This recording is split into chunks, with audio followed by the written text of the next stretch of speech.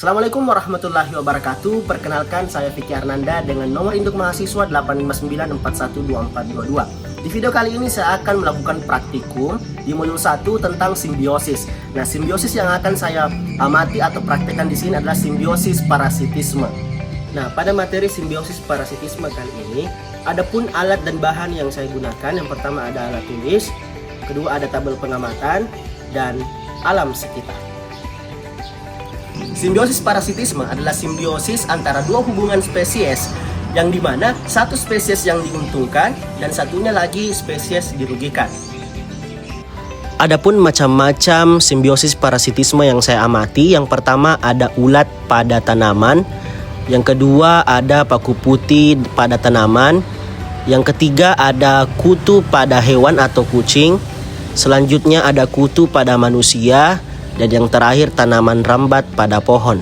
Yang pertama adalah hubungan simbiosis parasitisme antara ulat dengan daun atau tanaman. Simbiosis parasitisme yang pertama adalah ulat pada daun. Pihak yang diuntungkan ulat karena mendapatkan makanan dan energi secara langsung dengan memakan daun atau bagian tanaman lainnya. Daun adalah sumber nutrisi utamanya untuk tumbuh dan berkembang hingga menjadi kepompong.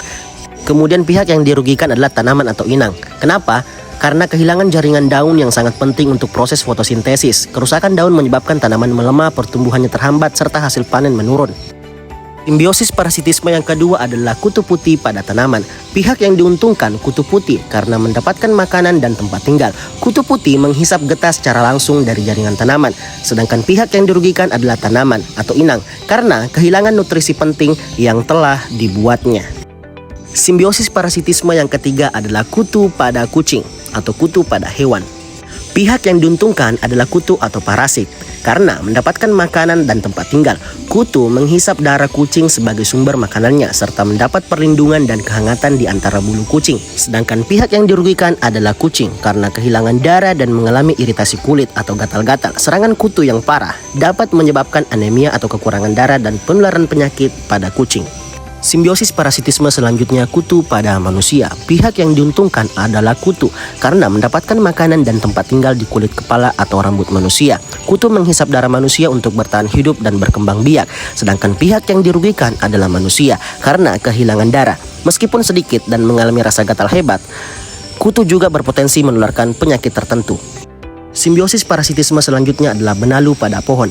Pihak yang diuntungkan benalu karena mendapatkan nutrisi, air, dan mineral secara langsung dari pohon serta mendapat tempat hidup yang tinggi untuk mendapat sinar matahari. Sedangkan pihak yang dirugikan adalah pohon itu sendiri karena kehilangan nutrisi dan air yang seharusnya digunakan untuk pertumbuhannya sendiri. Pertumbuhan pohon terhambat dan dalam kasus yang parah, pohon itu bisa mati gara-gara benalu. Demikianlah hasil pengamatan simbiosis parasitisme yang saya lakukan. Yang pertama tadi ada ulat dan tanaman, kemudian ada paku putih dan tanaman, selanjutnya ada kutu pada kucing atau pada hewan, selanjutnya ada kutu dengan manusia, dan yang terakhir ada tanaman rambat yang masuk ke akar pohon yang mengambil nutrisi pohon. Sekian, assalamualaikum warahmatullahi wabarakatuh.